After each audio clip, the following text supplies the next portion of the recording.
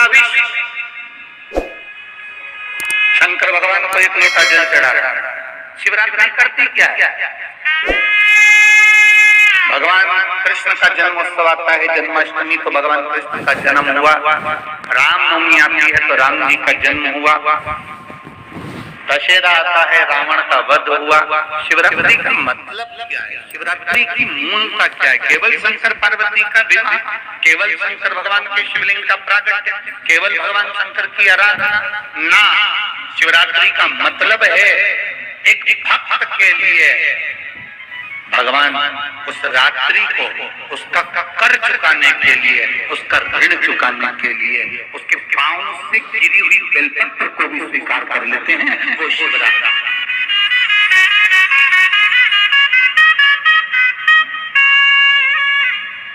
शिवरात्रि पर एक फल चढ़ता है भगवान शंकर को,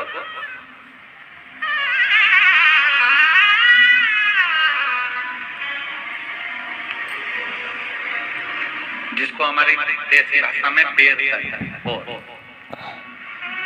देसी भाषा में उसको बेर कहते हैं। एक फल चढ़ता है, केवल एक।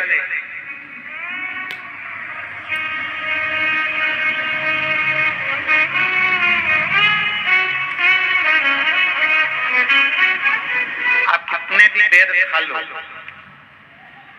आप कितने भी बेर किल्बो, वो क्या बनाते हैं उसको पानी में उबाल कर नमक मिर्ची डाल के, हाँ क्या बोलते हैं उसको, फेंक दो, अलग दो, जो भी बना रहे आप खा लें उसको कितना ना।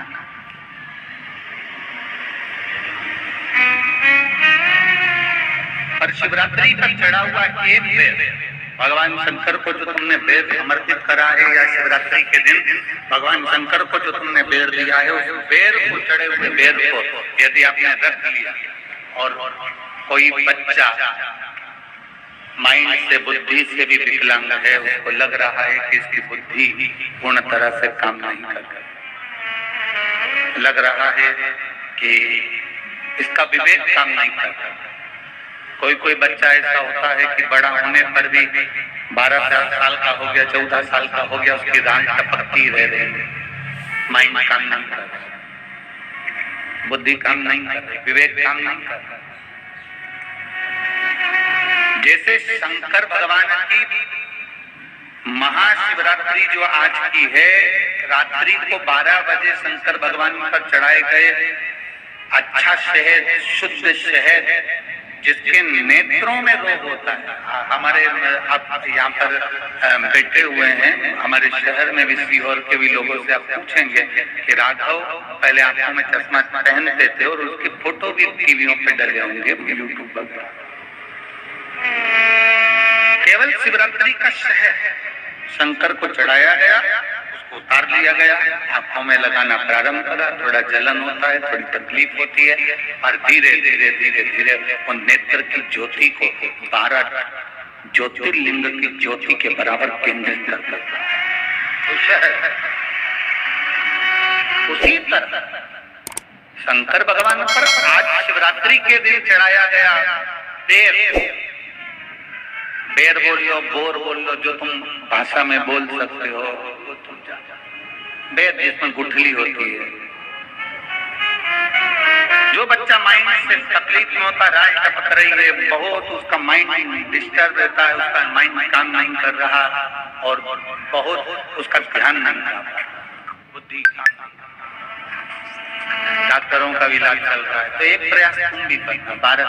आज महाशिवरात्रि के दिन का चढ़ा हुआ बेल, वो बेर, उसको उठा और उस बेर के ऊपर की जो भाग होता है उसको भले तुम प्रसाद समझकर खा, मना नहीं, पर बेर के अंदर की जो गुठली होती है, उस गुठली को घिसकर उसका चंदन प्रतिदिन बनाना, उस गुठली को घिसकर चंदन बनाना है। और चंदन को बनाकर भगवान शंकर का चाहे पंचाक्षर मंत्र हो नमः शिवाय, चाहे षडाक्षर मंत्र हो ओम नमः शिवाय, चाहे श्री शिवाय नमस्तुभ्यम, इसको बोलकर उस बच्चे को सुबह सुबह उस बच्चे को खिलाना प्रारंभ करिए।